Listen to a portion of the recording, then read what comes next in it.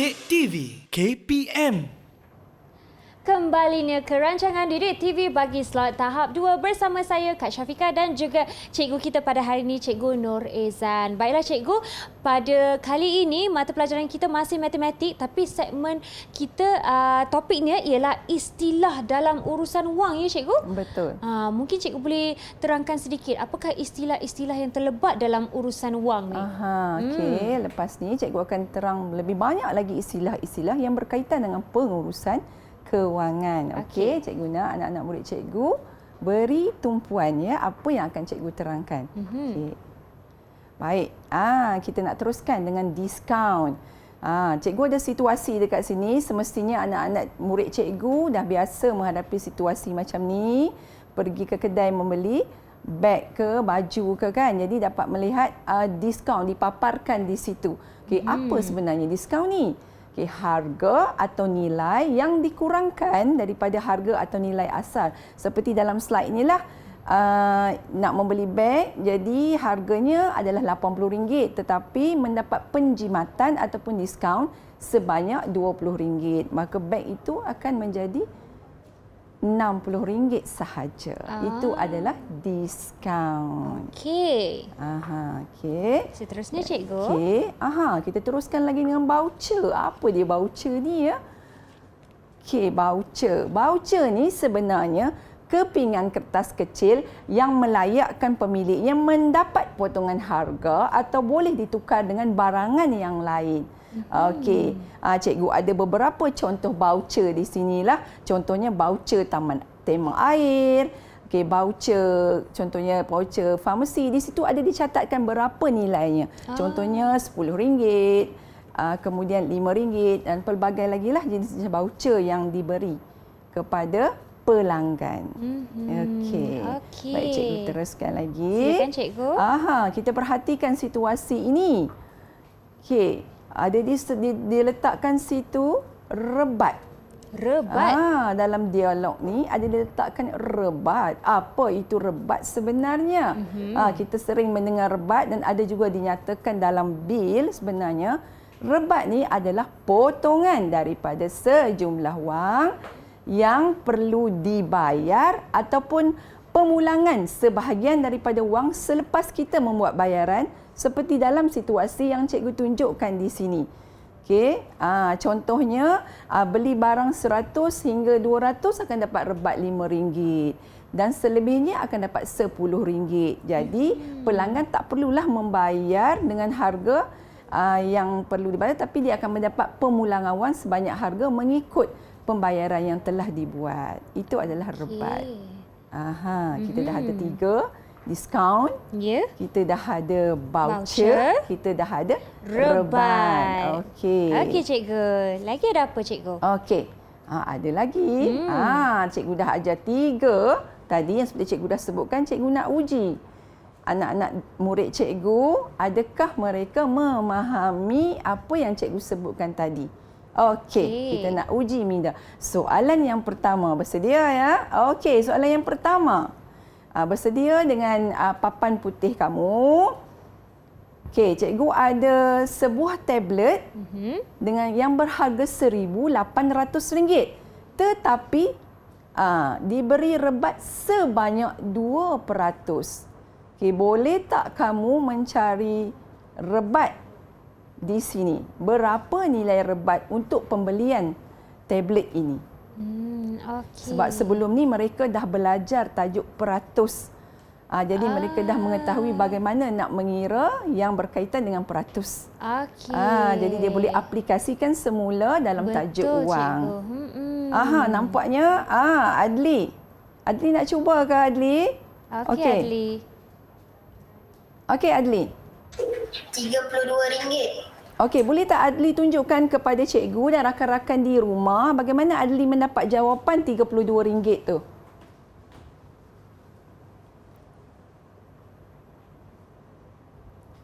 Itu dia cikgu. Okey, sebutkan Adli. Boleh tak Adli sebutkan ayat matematiknya? Okey. Adli tak buka. Adli kena pasangkan mic anda ya. Kak Syafiqah tak dengar. Ha. Okey. Umur 100, darab RM1,800 sama dengan RM32. Okey, baik. Jawapan tu sebenarnya betul, tetapi untuk jawapan yang lebih tepat Adli, kena letakkan simbol RM. Sebab dia nilai ringgit betul, dia. ya. Tak boleh tinggalkanlah sebab nilai ringgit. Okey, tak apa. Ya, cikgu. Okey, kita teruskan soalan yang kedua. Okey, semua bersedia? Okey, cikgu ada sebuah televisyen di sini. Harga asalnya RM1,289. Tetapi televisyen ni ada harga promosi pula. RM990.90. Jadi dah ada penjimatan di situ. Okey, boleh tak anak-anak murid cikgu hitung nilai diskaun yang diberi untuk membeli televisyen ini? Okey. Ini pun soalan aplikasi ya, cikgu? Ya, betul. Siapa yang dah bersedia boleh angkat tangan ya. Wow, Adam cepatnya. Okey, Laju. Adam boleh cuba Adam. Silakan Adam. RM298.10. Okey, boleh Adam nyatakan ayat matematiknya Adam? RM1,289 tolak 990 ringgit 90 sen Okey. sama dengan RM298.10. Okey. Kiraan dan ayat matematiknya betul, tetapi Adam sama macam Adli tadi. Terlupa nak letakkan simbol ringgit RM. Malaysia RM. Jangan lupa ya. Nanti jawapan kamu akan menjadi kurang tepat. Apa pun tahniah cikgu ucapkan. Tahniah. Sebab dapat menjawab. Jadi kita nak berilah ganjaran betul, kepada cikgu. mereka Syafiqah. Adam dan Adli ya? Adli dan Adam. Okey. Jadi, Apakah ganjaran tersebut? Tu, cikgu dah sediakan ganjaran. Sebab tajuk kita hari ini pengurusan keuangan. Ini ganjaran cikgu untuk anak-anak murid cikgu. Okey, baiklah. Kita beri Berapa cikgu?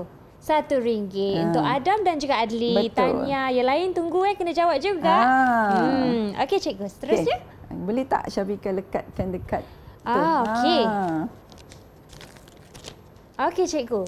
Ada. Seterusnya ada jawapan lagi ke cikgu? Ada soalan lagi ke cikgu? Kita ada satu lagi soalan. Jadi siapa yang nak kena cuba menjawab dahulu. Okey, cikgu teruskan. Soalan yang ketiga. Okey, kita ada voucher kat sini. Okey, Ibu, kita boleh menggunakan voucher ini di restoran Yummy untuk meraihkan ayah pada hari bapa. Okey. Nyatakan nilai penjimatan apabila menggunakan voucher ini. Nampaknya siapa Adam nak jawab? dan Adli tak sabar-sabar nak jawab tu. Safia. Okey, Safia. Boleh cuba Safia? RM12. RM12. Okey, tahniah Safia. Okey. Cikgu nak beri ganjaran kat Safia sebab jawab dengan betul. Okey. RM1 juga cikgu? Betul. Okey. Kita dah belajar tentang voucher, diskaun dan rebat. Okey cikgu. Okey, kita teruskan ya Syafiqah. Silakan. Ada lagi. Seterusnya adalah invoice. Satu istilah yang baru untuk anak-anak murid cikgu di studio dan juga di rumah. Okey. Apa itu invoice sebenarnya? Senarai barangan atau perkhidmatan serta harganya yang dihantar oleh pembekal kepada pelanggan. Okey, cikgu tunjukkan contoh di sini. Apa itu invoice? Okey, invoice pada invoice ini ada terdapat dicatatkan nama dan alamat pembekal, maksudnya yang menghantar barang. Kemudian nama dan alamat penerima ataupun pelanggan, nombor invoice dan juga tarikhlah bila invoice ini dikeluarkan.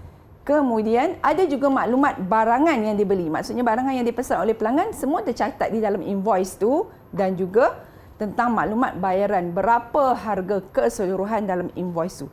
Dan yang paling penting mesti ada pengesahan di bawah sekali dalam invoice tersebut. Okey. Okey cikgu. Kita teruskan lagi. Teruskan cikgu. Okey. Seterusnya adalah bil. Baik. Ini adalah suasana di sebuah kedai makan. Okey, apa itu bil sebenarnya ya murid-murid? Okey, surat keterangan tentang harga barang dan perkhidmatan yang disediakan. Okey, ini adalah salah satu contoh bil apabila kita menggunakan perkhidmatan itu ataupun kita akan mendapat satu keterangan sama ada bentuk selalunya dalam bentuk bercetak lah yang akan dikeluarkan kepada para pelanggannya. Okey. Boleh tak siapa-siapa nyatakan cikgu, selain daripada situasi di kedai makan ni, apa lagi bil yang pernah kamu lihat? Okey. Bil elektrik. Bil elektrik, okey, bagus Adli. Bil air. Bil air, okey lagi. Air. Bil telefon. Bil telefon, okey, bagus. Bil apa lagi? Ada lagi tak? Bil barang. Bil? Barang. Beli barang. Okey, apabila kita membeli barang, kita akan dapat bil. Bagus, tahniah. Semua dapat memahami apa itu bil sebenarnya. Okey, Syafiqah, kita teruskan lagi ya. Silakan cikgu. Kita ada banyak. Ini adalah contohlah bil restoran. Seperti dalam situasi yang cikgu sediakan di situlah.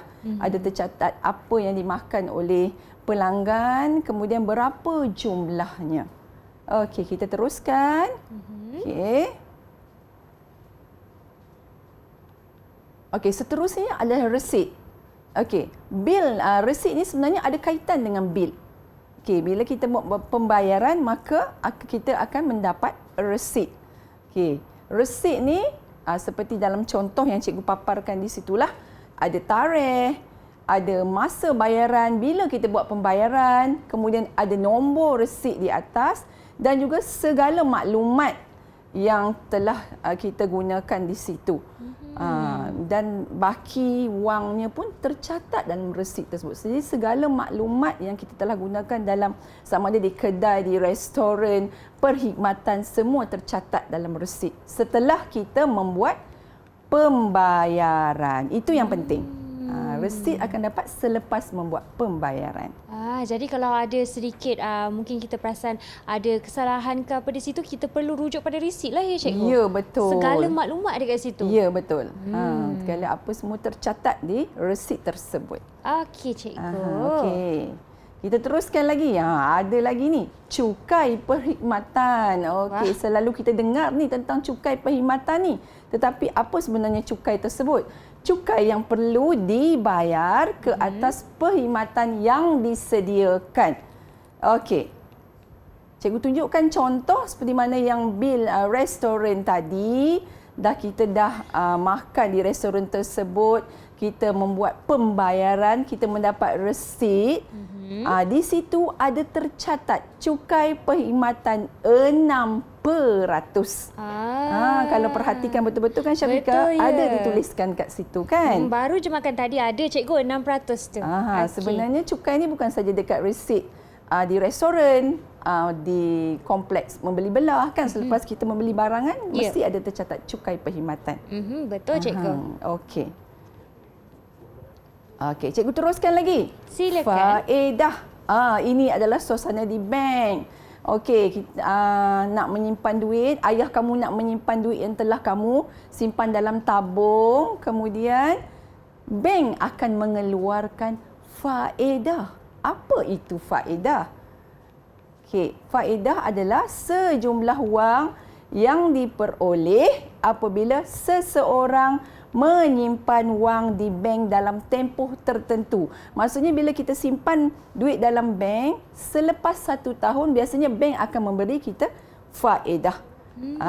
Contohnya seperti yang cikgu tunjukkanlah di sini. Okey, mula-mula wang masuk ataupun wang simpanannya adalah RM430.